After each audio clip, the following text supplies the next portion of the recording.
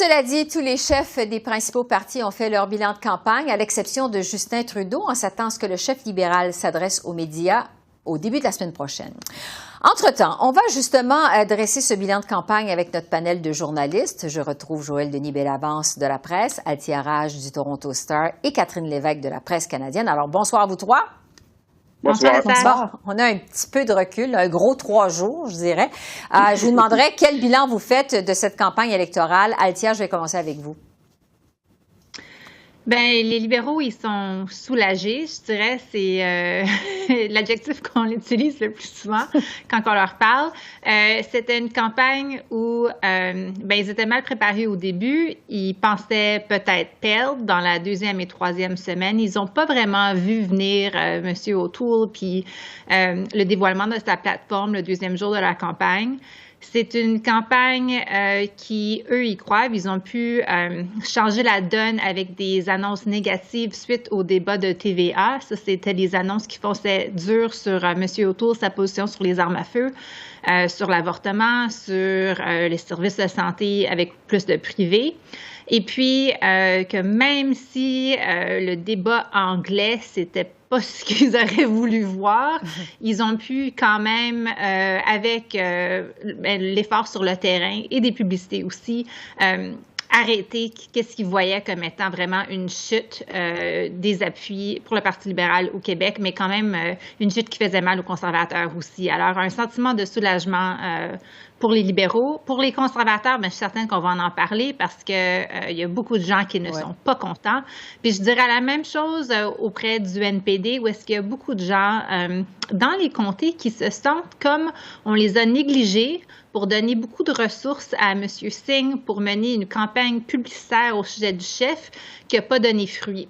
Et puis qu'on a vraiment enlevé des ressources sur le terrain dans les comtés où on aurait pu faire de gains. Alors, certainement, je dirais, les deux partis d'opposition vont vraiment revoir comment ils ont fait les choses, puis qu'est-ce que ça veut dire pour les chefs qui les mènent. Oui. Joël Denis, votre bilan de la campagne à vous? Moi, ce que j'ai apprécié, c'est la sagesse populaire. La population canadienne ne voulait pas d'élection. Qu'est-ce qu'elle a fait, la population canadienne? Les électeurs, elle a retourné un Parlement identique au précédent. Donc, je pense que le message à cet égard-là est assez clair, le statu quo. Et donc, ça explique, je pense, que les Canadiens ne voulaient pas d'élection. Et avec le résultat que l'on voit, c'est, je pense, évidemment très clair. Maintenant, ce que je trouve aussi important de noter, Esther, c'est on voit maintenant qu'il y a une bataille au sein du Parti conservateur. Est-ce que l'aile progressiste va prendre le dessus de ce parti ou l'aile plus réformiste? Et il y a quelqu'un qui a écrit sur son compte Twitter, Sylvie Boucher, une ancienne députée conservatrice de la région de Québec, qui disait que ces batailles, elle les a vues pendant 3 élections de suite. Maintenant, je pense que cette fois-ci, l'aile progressiste semble être plus déterminée que jamais d'avoir le dessus et faire en sorte que le recentrage qui a été orchestré par Erin O'Toole durant ces élections demeure. Et pour les progressistes conservateurs du Québec ou même des provinces atlantiques, c'est essentiel que le parti demeure au centre si on veut un jour remplacer le Parti libéral. Oui, on va revenir dans un instant sur ce que ça pourrait vouloir dire pour Erin O'Toole, mais je vais aller à Catherine parce que vous étiez dans la caravane libérale pendant les 5 semaines de cette campagne. Quel bilan vous faites de cette campagne électorale, Catherine? Écoutez, je sais que les collègues en ont parlé, mais je pense qu'au début, on s'attendait à ce qu'une majorité soit facile. On voyait les sondages et on était convaincus là, finalement qu'on avait qu'à passer à travers ces 5 semaines et pouf, on allait avoir une majorité. Eh bien, évidemment, ce n'est pas tout à fait ce qui s'est passé. Vraiment, au début de la campagne, du côté des libéraux, on était mal préparés. Vraiment, on ne s'attendait pas là, finalement à ce que M. O'Toole et finalement que tous les partis présentent leur plateforme aussi rapidement. Alors là, ils ont dû justement là présenter des grandes idées, essayer de se présenter comme un parti neuf qui a des idées neuves, qui a quelque chose de neuf à offrir. C'est pas tout à fait ce qu'ils ont réussi à faire. Je pense que vraiment ce qu'on a vu dans la deuxième moitié de la campagne, c'est M. Trudeau qui a réussi à retrouver son élan. Oui, il y a eu cette question des armes à feu. Il y avait aussi cette question de l'Alberta. Hein, on se souvient de Jason Kenney qui a très mal géré la pandémie. Mais aussi ces manifestants qui ont, et je suis convaincue là, finalement que ça a aidé M. Trudeau politiquement. Mais malgré tout, bon, il y a aussi cette question du débat en anglais, cette question que les Québécois n'ont pas aimée. Alors, au final, je pense que personne ne ressort gagnant de cette campagne électorale, sauf peut-être Maxime Bernier qui a augmenté ses appuis au Parti populaire. Mais vraiment, je pense que 600 millions de dollars plus tard, on se rend compte qu'on est on est à la case départ. Et à défaut d'avoir un mandat clair, je pense qu'on a eu une réponse claire des Canadiens, c'est qu'on était satisfait avec la façon dont les choses allaient. Sagesse populaire, comme disait Joël Denis à un instant, donc on a réélu le même gouvernement. Catherine, juste avant de passer à autre chose, bon, est-ce que vous savez par ailleurs quand exactement Justin Trudeau va s'adresser aux journalistes pour faire le bilan à son tour? Parce que bon, il semble que M. Trudeau attend d'avoir le résultat final de l'élection. Savez-vous quand M. Trudeau pourrait s'adresser donc aux journalistes? Eh bien, on a eu son agenda tout à l'heure, donc ce n'est pas demain, alors ce sera au début de la semaine prochaine. Vraiment, je pense qu'il voulait absolument avoir les résultats finaux, s'assurer de savoir combien de députés il allait avoir pour finalement s'adresser, répondre aux questions des médias qui seront nombreuses. Donc, oui, très certainement, mais ça va aller en début de la semaine prochaine. Bon, sur l'avenir des chefs maintenant, Erin O'Toole, vraiment, ça n'a pas tardé pour que des militants remettent en question son leadership. Joël Denis, est-ce que son poste est vraiment en danger à Erin O'Toole? Ben, je pense qu'il va faire face à une fronde venant de l'Ouest, surtout parce que les gens de l'Ouest estiment que M. O'Toole a trahi les principaux principes, justement, du Parti conservateur. Mais je pense que plusieurs, quand même, parient que M. O'Toole sera en mesure de s'accrocher. Il va y avoir un vote obligatoire sur son leadership, parce que c'est prévu dans la Constitution du Parti conservateur. Et le prochain congrès national est prévu en novembre, je pense, de 2023. Donc, ça pourrait être après les prochaines élections. Mais il est clair que M. O'Toole veut s'accrocher, veut rester chef. D'ailleurs, c'est une des tactiques qu'il utilise, c'est de faire valoir qu'il y a urgence, des élections pointent déjà à l'horizon dans 18 mois. Il a évoqué ça d'ailleurs dans son discours après sa défaite lundi soir. Et ça indique qu'il a déjà commencé la bataille. Et certains vont peut-être lancer des pétitions pour réclamer sa tête, mais il faudra voir qu'il y aura quand même une offensive pour l'aider à conserver son poste. Et cette offensive va venir essentiellement du centre du Canada, de l'Ontario et du Québec aussi, et des provinces maritimes. Donc, comme je disais tout à l'heure, il y a vraiment un affrontement entre l'aile progressiste et l'aile réformiste. Cette fois-ci, je miserais sur la victoire de l'aile progressiste. Althia, quel avenir vous voyez pour le chef conservateur? D'habitude, je suis toujours en accord avec Joël Denis, mais pas cette fois-ci. Ah, intéressant. Je pense pas que c'est seulement un débat entre l'aile progressiste et l'aile plus conservatrice, comme l'aile qui est plutôt les gens qui étaient plus proches de M. Harper. D'un côté, c'est l'aile progressiste, mais c'est à savoir, est-ce que M. O'Toole est la bonne personne pour représenter l'aile progressiste? Le caucus québécois est très favorable à M. O'Toole. Ils sont très contents de qu'est-ce qu'il avait offert aux Québécois durant cette dernière campagne. Alors, on met ces gens-là de côté. Il va y avoir un débat au caucus, c'est certain. Je dirais qu'il y a à peu près 2 douzaines de députés qui aiment vraiment pas leur chef. Mais je crois pas qu'ils vont voter pour avoir un vote pour changer son leadership au sein du caucus. Par contre, c'est pas juste que le membership peut se faire valoir au mois de, moi, je sais pas si c'est le mois de novembre, là, mais en 2023, je pense que le congrès est à Québec.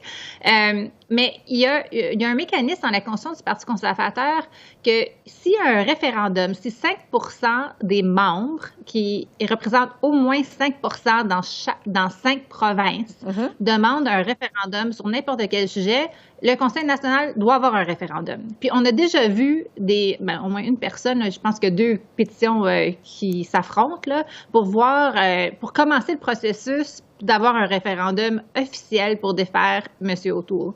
Ça va lui nuire beaucoup. On commence à voir même des députés, Chris Workington, qui est un ami conseiller très proche d'Andrew Scheer. Là, il y a des gens qui parlent à voix haute, là, qui s'est fait citer, pas comme une source anonyme, mais à son nom, questionnant l'avenir de M. O'Toole, comme est-ce que c'est vraiment le chef pour la situation. Le problème, je pense, c'est qu'au caucus, la situation, le problème n'est pas défini uniformément. Il y a des gens qui pensent que le Parti conservateur n'a pas pris sérieusement les enjeux à la droite, qui aurait dû vraiment prendre l'approche plus Harper, moins sur les changements climatiques, puis les armes à feu, c'était des erreurs stratégiques. Puis il y a d'autres gens qui ne croient pas que M. O'Toole, puisqu'il a demandé la job comme chef, comme un gars de droite, mais qui a fait la course comme l'élection comme d'abord comme un progressiste conservateur, que lui, il n'est pas la bonne personne pour vendre l'agenda progressiste conservateur parce qu'on ne lui fait plus confiance. Oui, on verra évidemment ce que ça donne. Justin Trudeau semble mieux en selle, même s'il est encore minoritaire et même s'il a perdu le vote populaire pour une deuxième fois de suite. Catherine, comment vous voyez la suite des choses pour Justin Trudeau? En fait, déjà en 2019, c'était assez intéressant parce que déjà au début de son gouvernement minoritaire, il ne semblait pas très heureux de la situation et déjà on trouvait que M. Trudeau avait l'air fatigué. On se disait, il ne fera pas un autre mandat, mais là, il y a eu cette crise de COVID-19. Écoutez, M. Trudeau, quoi qu'on en dise, même si ce serait plusieurs disent déjà et projettent qu'il ne pourra pas rester pour un autre mandat complet, qu'il va peut-être céder sa place à la prochaine élection, il a quand même dit très clairement qu'il comptait rester qu'il avait encore des choses à accomplir. D'ailleurs, c'est en réponse à une question d'Altia dans les derniers jours. Donc, on voit déjà il va rester, du moins pour les prochaines années. Il a des choses encore à réaliser, notamment ce système national de garderie, tous les investissements en logement. On sent qu'il veut avoir un leg assez important au moment où il partira. Mais voilà, donc je fais quand même partie de celles qui ne sont pas tout à fait convaincues qu'il va peut-être rester pour une autre campagne électorale. Peut-être qu'à ce moment-là, ce sera à voir. Il va falloir que les choses avancent assez vite là, de ce côté-là. Altia, juste 30 secondes là-dessus. Est-ce que vous êtes d'accord avec Catherine? Qu'est-ce que vous voyez, vous, dans votre boule de cristal pour Justin Trudeau? En 2012, il m'avait dit qu'il voulait rester là 3 mandats. Bon, c'est son 3e mandat.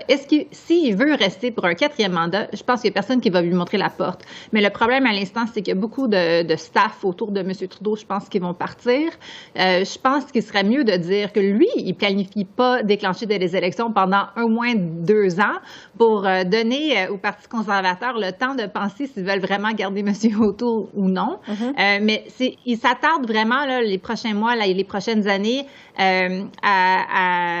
à développer, à cementer son legacy. Son héritage, son leg. Son héritage, c'est ça. Puis, alors, on va le voir sur les garderies, sur les changements climatiques, mais c'est ça. Je pense pas qu'il s'en va. pas tout de suite, en tout cas. Donc, pas dans l'avenir immédiat. Je veux vous entendre sur la reprise des travaux aux communes. Il nous reste quasiment plus de temps. Justin Trudeau devra d'abord former son cabinet. Joël Denis, vous vous attendez à quoi comme cabinet? Je pense que les ministres les plus influents vont conserver leur poste. Les Chrystia Freeland, par exemple, aux finances, Jonathan Wilkinson aussi à l'environnement, Bill Blair à la sécurité publique.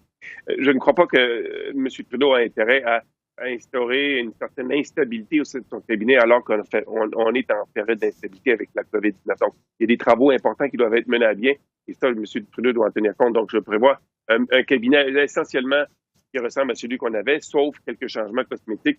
Je fais une prédiction, je ne crois pas que Harjit Sajjan, le ministre de la Défense, va conserver son poste. Je pense qu'il va être muté ailleurs. Catherine, une fois les travaux repris aux communes, vous vous attendez à quoi, vous, comme dynamique entre les partis? Écoutez, je pense que tous les partis ont reçu le message très clair des Canadiens comme quoi ils souhaitent de la collaboration. Ils veulent que les partis travaillent ensemble. En même temps, je pense qu'on va avoir droit peut-être à la même dynamique là, qu'on a eue dans les 2 dernières années, c'est-à-dire le NPD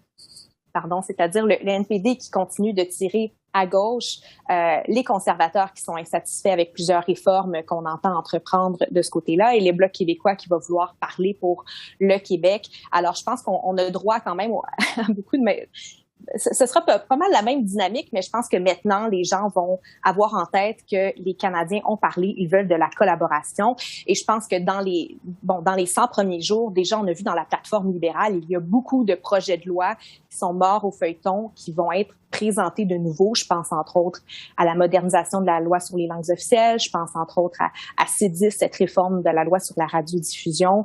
Les thérapies de conversion également. On va vouloir réintroduire le projet de loi. Donc, je pense ça va être la continuité. Je pense qu'on va rejouer un peu dans le même film, sauf que cette fois-ci, je pense que tant du côté des partis d'opposition que peut-être du côté des provinces, on va vouloir collaborer davantage avec les libéraux.